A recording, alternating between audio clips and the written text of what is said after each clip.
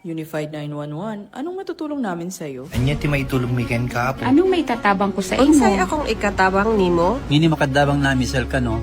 Sa anumang wika o dialekto, may tulong na darating sa iyo.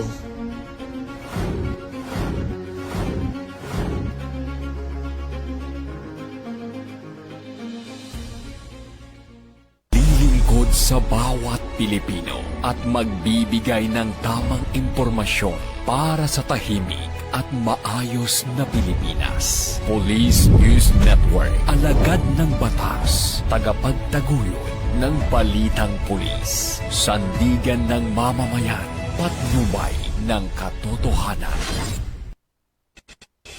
La Campo Crame, maghahatid ng pinakahuling kaganapan at nagbabagang balita. Ito ang PNN Police News Network. At ngayon, ang inyong mga tagapagbalita. Magandang hapon, Bagong Pilipinas. Kami ang inyong alagad ng batas, tagataguyod ng Balitang Pulis. Patrolman Reagan Robles mula sa PNP Aviation Security Group. At Patrolwoman Janine Cale Sorongon mula sa PNP Highway Patrol Group maghahatid sa inyo ng tamang balita, kwento ng pulis at serbisyo para sa mamamayan. At ito ang PNP News Online. Ang pangunahing balita ng Police News Network, alagad ng batas, tagataguyod ng Balitang Pulis.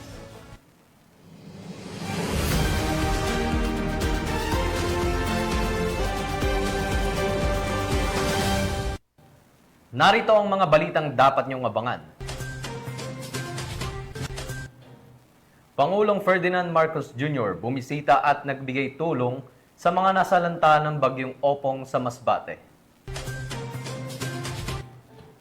62 anyos na babae at kanyang apo na iligtas sa hostage crisis sa Palawan. At mahigit 300,000 pisong halaga ng shabu nasabat sa Iloilo City.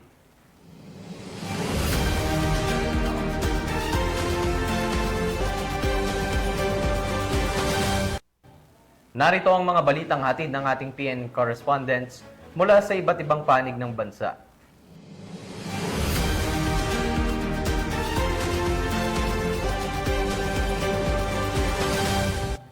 Simulan natin ang balita mula sa bahagi ng Luzon.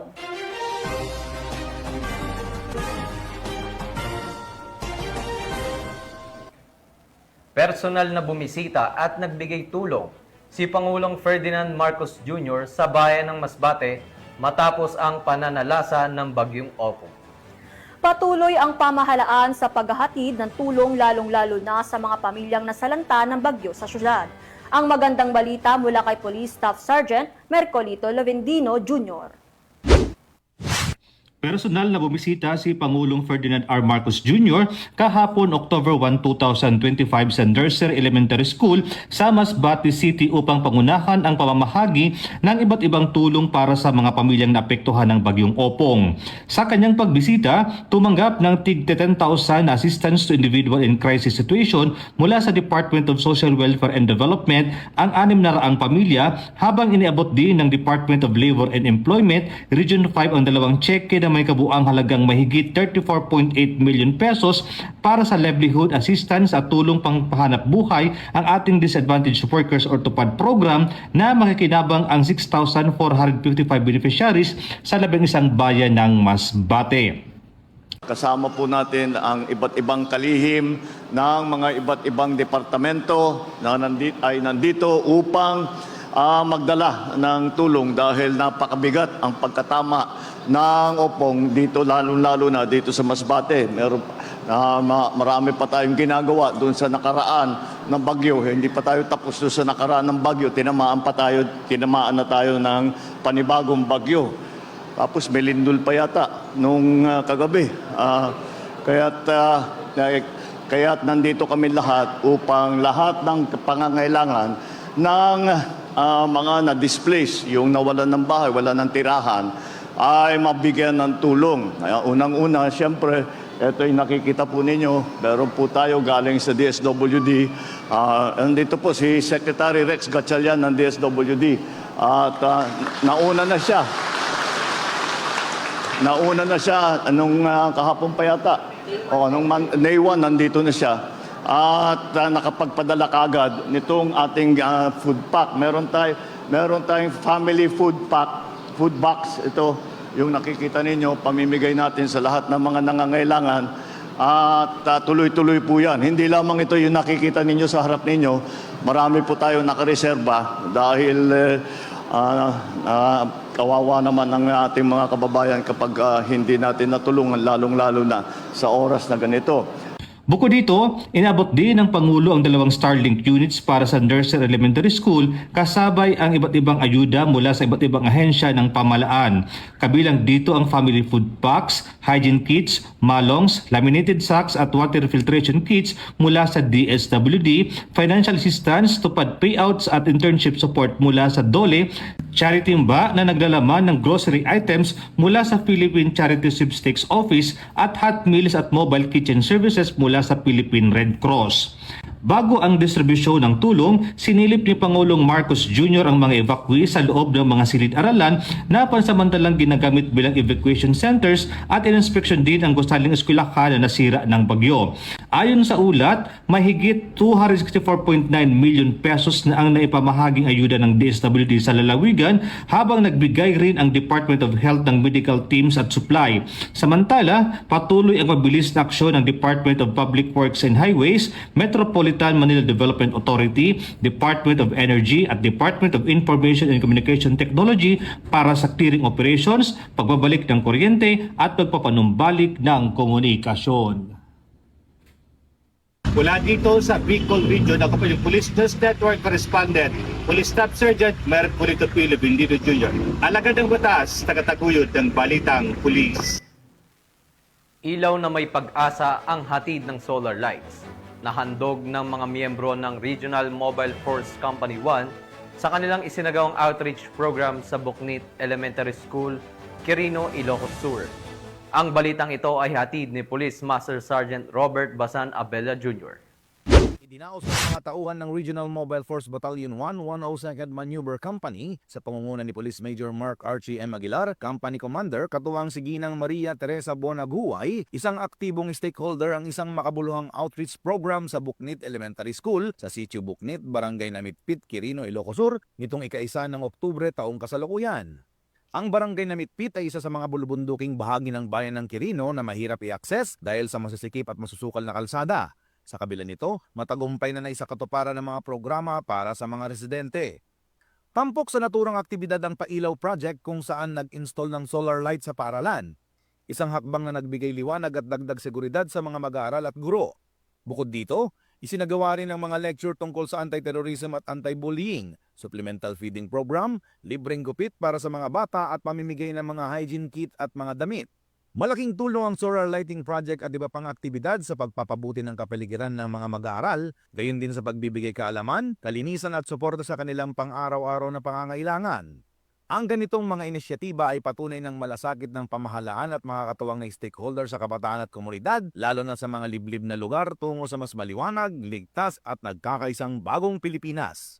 Mula dito sa Ilocos Region, ako po ang inyong PNN Correspondent, Police Master Sergeant Robert Abella Jr., alagad ng batas, tagataguyod ng Balitang Pulis.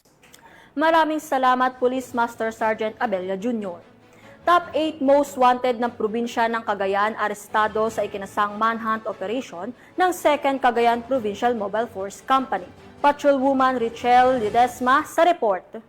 Matagal na naaresto ng mga kapulisan ng 2nd Cagayan Provincial Mobile Force Company sa ilalim ng liderato ni Police Major Jefferson Dimukay, Force Commander, ang itinuturing na top 8 provincial most wanted person sa lalawigan ng Cagayan sa ikinasang manhunt operation noong ika-28 ng Setyembre taong kasalukuyan sa Quezon City, Metro Manila. Naaresto si alias Murphy, 38 taong gulang may asawa, isang magsasaka at residente ng Barangay Santa Maria, Gonzaga, Cagayan. Inaresto ang suspect sa bisa ng warrant of arrest sa paglabag sa Republic Act 9516 o illegal possession of explosive na walang inirekomendang piyansa.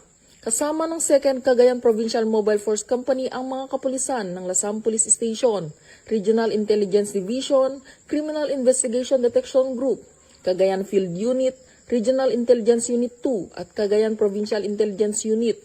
Ang matagumpay na operasyon ng mga otoridad ay patunay sa patuloy na pagsusumikap ng ating mga kapulisan na mahuli ang mga lumalabag sa batas upang mapanatili ang payapa at ligtas na komunidad tungo sa unlad na bagong Pilipinas. Dito sa Lambak ng Cagayan, ako ang inyong PNN correspondent, Patrolwoman Ledesma, alagad ng batas, tagataguyod ng Balitang Pulis. Maraming salamat, Patrolwoman Ledesma. 182,000 pesos na halaga ng hinihinalang shabu nasabat sa 2 drug suspect sa ikinasang bypass operation ng mga otoridad sa Orani, Bataan. Patrolwoman Jane Tenorio Maluba, ibalita mo. 2 sospek kabilang ang isang street-level individual ang naaresto sa ikinasang bypass operation ng mga operatiba ng Orani Municipal Police Station sa Barangay Tenejero, Orani, Bataan. Ang operasyon ay pinangunahan ng mga tauhan ng Orani Municipal Police Station sa pangunguna ni Police Major Patrick Carlo Balcanao, Chief of Police ng Orani MPS, sa ilalim ng pamumuno ni Police Colonel Marites A. Salvadora, Provincial Director ng Bataan PPO. Nasamsam sa operasyon ang humigit kumulang 27 gramo ng hinihinalang shabu na may halagang tinatayang 183,600 batay sa standard drug price. Kasalukuyang nakakulong ang mga sospek sa Orani MPS at nahaharap sa kasong paglabag sa RA 9165 o Comprehensive Dangerous Drugs Act of 2002. Patuloy na pinaiigting ng Bataan PNP ang kampanya laban sa ilegal na droga at kriminalidad upang mapanatili ang isang ligtas at payapang komunidad. Mula dito sa gitnang Luzon, ako ang inyong PNN correspondent, Patrolwoman Digna Jane Tenorio Malubay, alagad ng batas, tagataguyod ng Balitang Pulis. Maraming salamat, Patrolwoman Manubay. Sa bisa ng warrant of arrest na may kaugnayan sa iligal na droga, arestado ang isang lalaki sa ikinasang operasyon ng NAIC PNP. Ang buong detalye ay hatid ni Patrolwoman Jevie Marie Famoso. Na naaresto ng NAIC Municipal Police Station ang isang most wanted person sa regional level sa isinagawang operasyon sa bayan ng NAIC Cavite. Kinilala ng pulisya ang suspect na si alias Jonas, residente ng NAIC Cavite. Ayon kay Police Lieutenant Colonel Ferdinand B. Ancheta, hepe ng NAIC MPS, ang operasyon ay isinagawa ng kanilang warrant personnel sa bisa ng warrant of arrest para sa paglabag sa RA 9165 o Comprehensive Dangerous Drugs Act of 2002. Ang nasabing warrant ay inilabas ng Regional Trial Court Branch 132 NAIC Cavite noong September 25, 2025. Dahil walang body-worn camera, dokumentado ang operasyon gamit ang alternative recording device alinsunod sa regulasyon ng PNP. Kasunod ng pag-aresto, agad na dinala ang sospek sa korte na naglabas ng warrant para sa kaukulang dokumentasyon at disposisyon.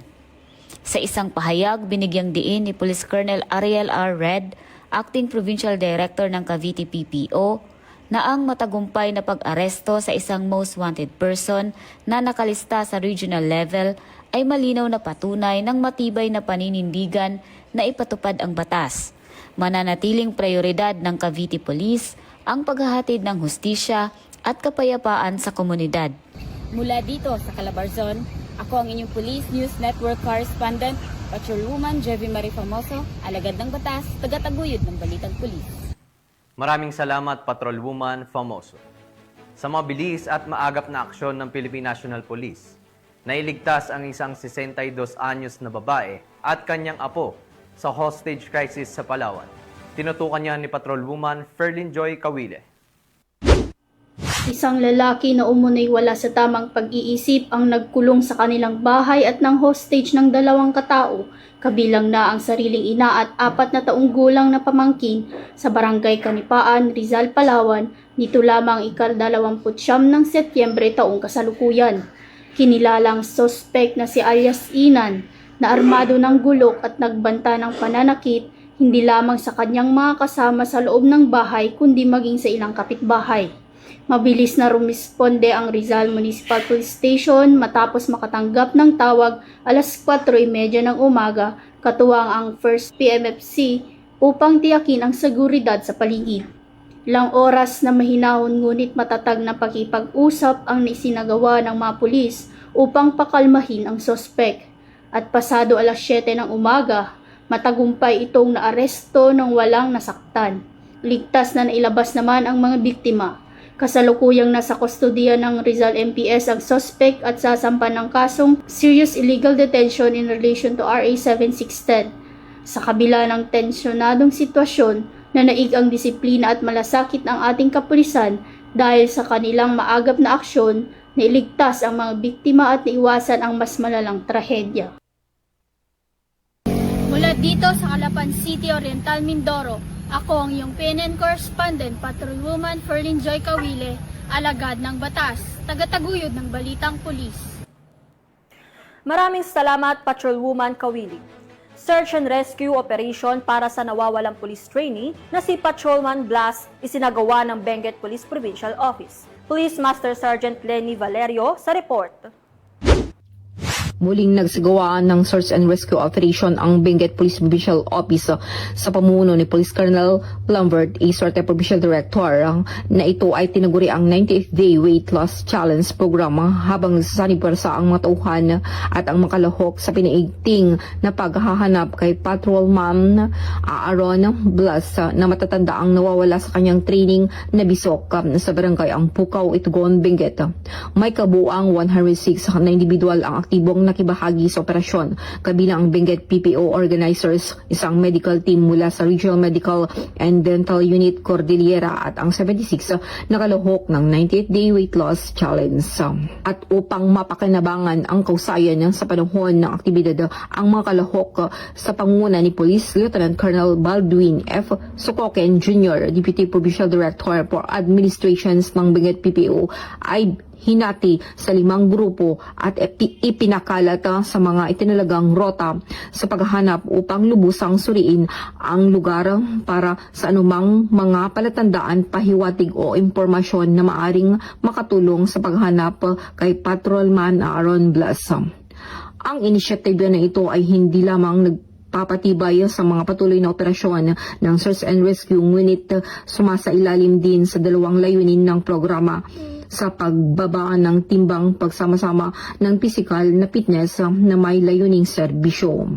Sa 63 araw na natitira bago ang huling weigh-in, binagtas ng mga kalahok ang train ng Ampukaw na subok ang kanilang tibay habang nag-aambag sa isang misyon na may malaking kahalagahan. Binigyan din diin ng Benguet PPO na ang aktibidad ay naglalaman ng kanilang pangako sa pagsama-sama ng kalusugan at kagalingan sa serbisyo sa komunidad. Sa nagpapatunay na ang dedikasyon ng pagpapatupad ng batas ay higit pa sa karaniwang mga tungkulin. Binigyan din diin nito ang kanilang hindi natitinag na pagpupursige na mapanatili at pinaigting ang mga pagsisikap sa paghanap sa nawawalang bisok training. Mula dito sa Riyon ng Cordillera, ako ang inyong PNN correspondent, Police Master Sergeant Lenny Valerio, alagad ng batas, tagataguyod ng balitang pulis. Maraming salamat, Police Master Sergeant Valerio. Nagmobilisa ng malawakang puwersa at kagamitan ang Philippine National Police matapos ang 6.9 magnitude na lindol na yumanig sa Cebu nitong Martes ng gabi.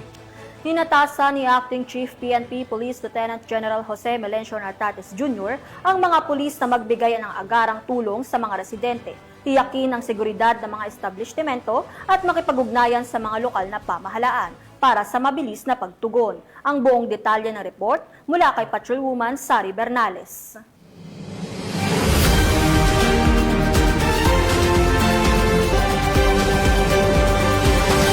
Inatasan ni Acting Chief PNP Police Lieutenant General Jose Melencio Nartates Jr. ang malawakang mobilisasyon ng lahat ng kapulisan at kagamitan upang matugunan ang pangangailangan ng mga residente matapos yanigin ng magnitude 6.9 na lindol ang lalawigan ng Cebu noong Martes ng gabi. Kasabay nito, ang mga pulis ay pinatutungkulan ding magbigay ng seguridad sa mga establishmento at infrastruktura na maaaring naapektuhan ng lindol upang mapanatili ang kaligtasan ng publiko. Naka-standby ang engineering service ng PNP upang magbigay ng technical na tulong sa inspeksyon ng istruktura ng mga gusali at pasilidad na maaaring naapektuhan. Inatasan ng mga pulis sa iba't ibang mga lalawigan na naapektuhan na makipag-ugnayan sa lokal na pamahalaan para sa agarang pagtugon. Sinisiguro naman ang seguridad ng mga police station sa Cebu na panatiling bukas ang mga communication lines upang mabilis na matugunan ang mga nangangailangan pa ng tulong. Mahigpit din ang koordinasyon ng PNP sa mga lokal na pamahalaan, National Disaster Risk Reduction and Management Council at iba pang ahensya para sa maayos na pagtugon sa kalamidad. Patuloy ang pagmonitor ng PNP sa kasalukuyang sitwasyon at paghahanda ng karagdagang puwersa mula sa National Headquarters at mga kalapit na rehiyon upang palakasin ang operasyon ng Pro-7 sa pagbigay ng seguridad, suporta sa mga evacuation centers at muling pagpapanumbalik ng normal na pamumuhay sa mga apektadong komunidad. Mula rito sa Campo Crame, ako ang inyong Police News Network Correspondent, Patrolwoman Sari Bernales. Alagad ng batas, tagataguyod ng Balitang Pulis.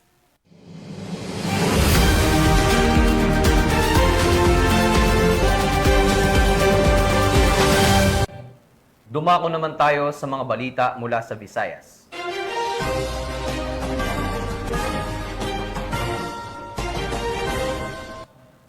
Mahigit 300,000 pesos na halaga ng hinihinalang shabu ang matagumpay na nakumpiska sa isang call center agent sa ikinasang bypass operation sa Iloilo City.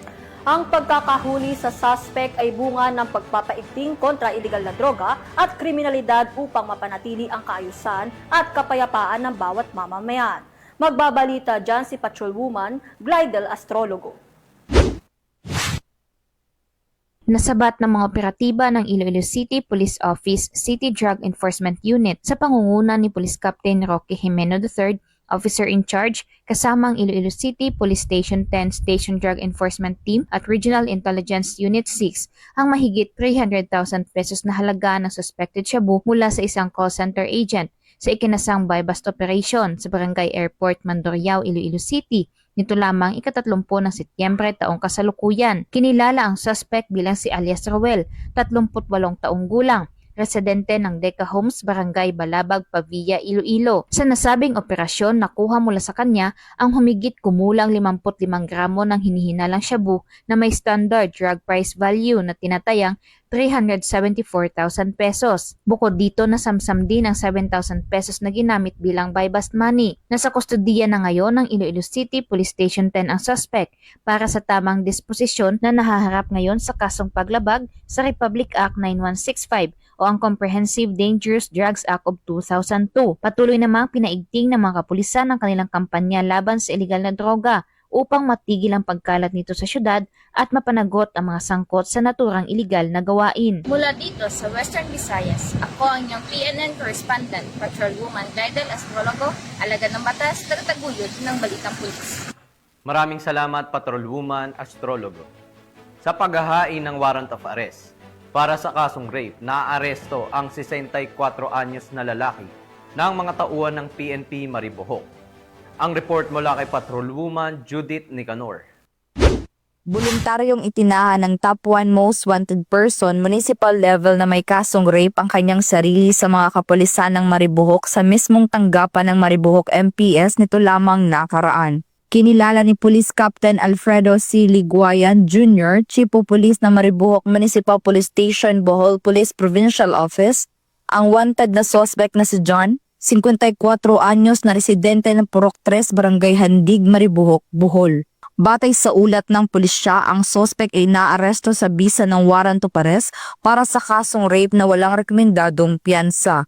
Kasulukuyang nakapiit sa Maribohok Custodial Facility ang suspect para sa dokumentasyon at tamang disposisyon.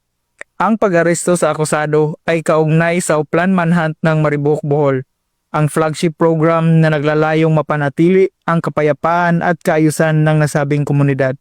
Ang matagumpay na operasyon ay pinangunahan ng inyong lingkod sa pamumuno ng aming Provincial Director, Police Colonel Patricio C. Degay Jr.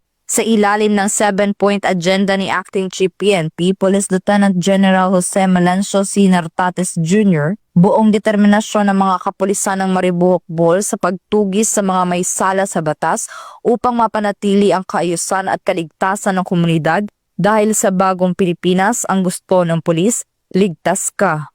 Mula dito sa Central Visayas, ako ang inyong Police News Network Correspondent, Patrolwoman Judith Nicanor, alagad ng batas, tagataguyod ng Balitang Pulis. Maraming salamat, Patrolwoman Nicanor. Dating miyembro ng Undermass Organization, voluntaryong sumuko sa mga otoridad sa Eastern Samar. Patrolwoman Maria Elena Singian, ibalita mo. Pinakasan ang pakikibaka at kustang nagbalik loob sa pamahalaan ng isang miyembro ng Underground Mass Organization sa Barangay Garden, Arteche, Eastern Samar. Ang pagbabalik loob ay resulta ng matagumpay na pakikipagnegosasyon ng mga tauhan ng 801st Maneuver Company Regional Mobile Force Battalion 8 kasamang Provincial Intelligence Team Northern Samar, Regional Intelligence Unit 8, 1st Eastern Samar Provincial Mobile Force Company at Northern Samar Provincial Intelligence Unit. Samantala, nakatanggap naman ang nagbalik loob ng agarang tulong pinansyal at pudpaks mula sa mga kapulisan. Ang nasabing surrendery ay nasa kustudiya ng 801st Maneuver Company RMFB 8 para sa kanyang posibleng enrollment sa programa ng ating gobyerno na Enhanced Comprehensive Local Integration Program o ECLIP. Ang pagbabalik loob ng dating membro ng UGMO ay patunay ng matagumpay na pagpapatupad ng mga programa ng pamahalaan laban sa insurhensya at terorismo na nagsusulong ng kapayapaan at kaunlaran tungo sa pagkamit ng isang bagong Pilipinas. Mula dito sa Eastern Visayas, ako ang inyong PNN Correspondent, Patrolwoman Singian, alagad ng batas, tagataguyod ng Balitang Pulis. Maraming salamat, Patrolwoman Singian. Narito naman ang mga balita mula sa bahagi ng Mindanao.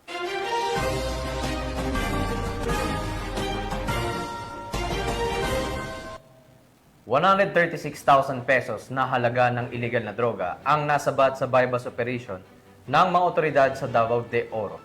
Patunay lang na ito na walang humpay na operasyon ng Philippine National Police kontra illegal na droga at kriminalidad upang masiguro at mapanatili ang kaligtasan ng bawat mamamayan. Narito ang detalye na report mula kay Patrolwoman Daphne Pasaol. Malaking tagumpay ang naitala ng Mabini Municipal Police Station Drug Enforcement Unit kasama ang Philippine Drug Enforcement Agency o PDEA noong Oktubre 1 taong kasalukuyan ng kanilang maisara ang isang drug den sa Puroksyam, Barangay Kadunan, Mabini, Davao de Oro. Sa bypass operation is nagawa bandang alas 3:40 ng umaga. 3 sospek ang naaresto. Sila ay kinilalang sa alias Nicoy, 25 anyos na siyang drug den maintainer at alias Oning, 55 anyos na empleyado at alias Aying, 22 anyos na bisita. Sa operasyon, nakumpiska ang tinatayang kabuuang 20 grams ng hinihinalang shabu na may standard drug price na nagkakahalaga ng 136,000 pesos. Bukod sa shabu, nakumpiska rin ang isang kalibre 40 Glock 9 na baril, isang magasin na may 10 bala at iba't ibang drug paraphernalia. Ang mga sospek ay dinala sa himpilan ng pulisya at kasalukuyan na sa kustodiya ng otoridad habang inihahanda ang mga kaso laban sa kanila na may kaugnay sa paglabag sa Republic Act 9165 o Comprehensive Dangerous Drugs Act of 2002 at Republic Act 10591 o Comprehensive Firearms and Ammunition Regulation Act.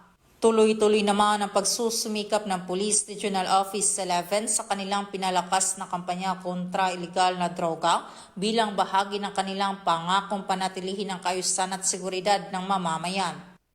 Mula dito sa Police Regional Office 11, ako ang inyong PNN Correspondent, Patrolwoman Daphne Pasaol, alagad ng batas, tagataguyod ng Balitang Pulis. Maraming salamat, Patrolwoman Pasaol. Senior citizen na may kasong rape, arestado sa isinagawang law enforcement operation ng Dipolog PNP. Patrolwoman Joyce Franco magbabalita. Ang isang wanted person sa kasong rape sa isinagawang law enforcement operation ng Dipolog City Police Station, katuwang ang 901st RMFB 9, 1st Zamboanga del Norte Provincial Mobile Force Company at Zamboanga del Norte Provincial Intelligence Unit sa Purok Paraiso, Barangay Galas, Dipolog City. Kinilala ng mga otoridad ang suspect na si alias Jer, 74 anyos, may asawa at residente ng Barangay Galukso, Rojas, Zamboanga del Norte. Ang suspect ay naaresto sa bisa ng warrant of arrest dahil sa kasong rape na walang inirekomendang piyensa. Nasa kustodiya ng Dipolog CPS ang suspect para sa maayos na disposisyon ng kaso. Patunay lamang na ang pambansang pulisya ay katuwang ang iba't ibang ahensya ng gobyerno ay patuloy sa pagpapatupad ng kanilang sinumpaang tungkulin kontra kriminalidad na naayon sa agenda ng gobyerno na itaguyod ang kaayusan at kaligtasan ng publiko, kapayapaan at seguridad na magkaroon ng maunlad na isang bagong Pilipinas. Mula dito sa Zamboanga Peninsula, nagbabalita ako ang inyong PNN correspondent, Patrolwoman Joyce Franco, alagad ng batas, tagataguyod ng balitang pulis. Maraming salamat Patrolwoman Franco. 28 anyos na drug suspect arestado sa bypass operation ng Valencia City PNP at Regional Drug Enforcement Unit 10 sa Bukidnon. Alamin ang detalye mula kay Patrolwoman Rina Celestine Sandrijas. Samsamang pinatayang 46,000 halaga ng shabu sa isinagawang buy-bust operation ng Valencia City Police Station katuwang ang RPDEU 10, PIDEA 10 at City Anti-Drug Special Unit Team sa Barangay Lumbo, Valencia City, Bukidnon. Nito lamang ika-30 ng Setyembre taong kasalukuyan. Kinilala ni Police Lieutenant Colonel Brian M. Panganiban, hepe ng Valencia City Police Station, ang suspect na si alias Nong Ern, lalaki, 28 anyos, walang trabaho at residente ng nasabing lugar na isang DI listed. Nakumpiska mula sa suspect ang tinatayang 9 na gramo ng hinihinalang shabu na may standard drug price na 46,920 pesos at iba pang mga non-drug items. Mahaharap ang suspect sa kasong paglabag sa RA 9165 o Comprehensive Dangerous Drugs Act of 2002. Mula dito sa Camp Vicente G. Alagar, Lapasan, Cagayan de Oro City, ako ang Police News Network correspondent, Patrolwoman Rina Celestine Sandrijas, alagad ng batas, tagataguyod ng balitang pulis. At yan ang mga balitang nakalap ng ating PNN correspondents mula Luzon, Visayas at Mindanao. At mga ka-PNN, 84 days na lang, Pasko na!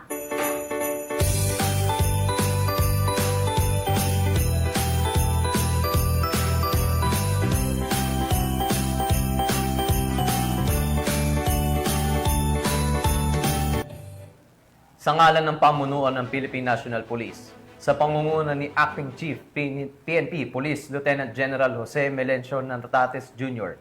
at sa pamumuno ni President Ferdinand Bongbong Marcos Jr., kami ay maglilingkod sa bawat Pilipino at magbibigay ng tama at balansing balita.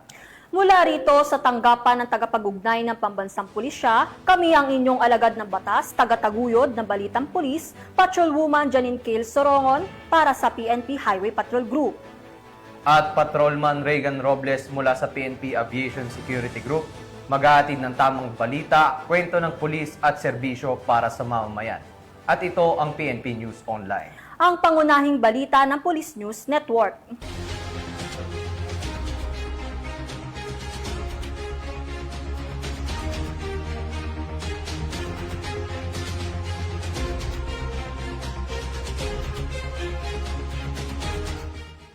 Police News Network, alagad ng batas, tagapagtaguyod ng balitang pulis.